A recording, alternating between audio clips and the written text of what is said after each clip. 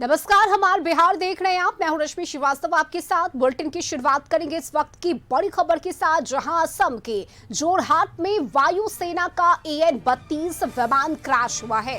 Routine training landing के दौरान ये हादसा हुआ। कुल 5 वायुसेना इसमें सवार थे और सभी कर्मी शहादत की उनकी पुष्टि हुई है। बिहार के भोजपुर के लाल भी इसमें शहीद हुई हैं और कोइलवर के रहने वाले हैं दानिश आलम, जो कि शहीद हुए हैं। बड़ी खबर आपको बता रहे हैं इस वक्त, जहां असम के जोरहाट क्षेत्र में वायुसेना का एक AN-32 ट्रांसपोर्ट विमान नियमित उड़ान के दौरान दुर्घटनाग्रस्त हो गया और इस दर्दनाक हादसे में कुल 5 वायुसेना कर्मियों की मौत हुई है, जिनमें बिहार के भोजपुर जिले के कोइलवर निवासी अग्निवीर जवान दानिश आलम भी शामिल है।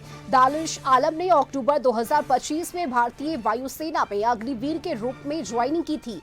बताया जा रहा है कि हादसे से लगभग 12 दिन पहले ही उन्होंने ऑपरेशन ड्यूटी पर भेजा गया था, जब उनकी सेवा की शुरुआती तैनाती थी, जिसमें उन्होंने देश के पूर्वोत्तर क्षेत्र में जिम्मेदारी संभाली थी और घटना के बाद इलाके में शोक का माहौल है। परिजनों ने बताया कि दानिश बचपन से ही देश की सेवा करना चाहते थे और उन्होंने अग्निवीर योजना के तहत सेना में शामिल होकर अपना सपना पूरा किया था।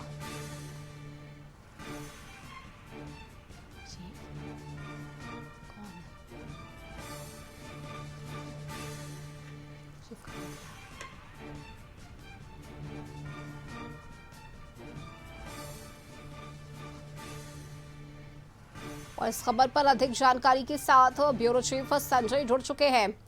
संजय, देखिए, ये बड़ा हादसा है। AN-32 विमान क्रैश हुआ है। 5 वायुसेना कर्मियों की शहादत की पुष्टि भी हुई है, जिनमें बिहार के एक लाल भी शहीद हुए हैं। क्या भी जानकारी इसे लेकर?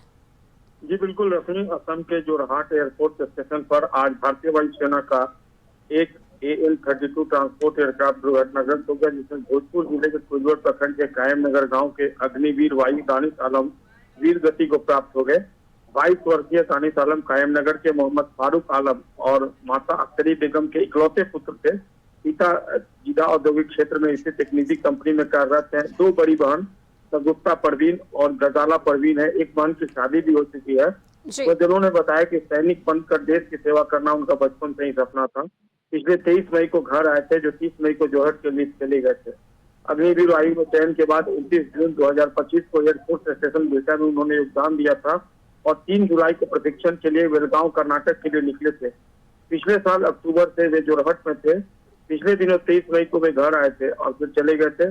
भारतीय वायुसेना ने दुर्घटना में वीर गति को प्राप्त हुए जवानों के बारे में जानकारी दी है।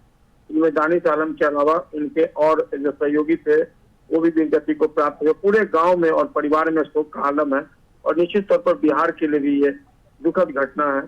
लेकिन वीर सपूत ने कर्तव्य परायणता का परिचय दिया और शहीद हुए हैं, इसलिए गर्व है पूरे देश को, पूरे राष्ट्र को। जी रश्मि। चलिए, बहुत शुक्रिया संजय आपका इस जानकारी के लिए।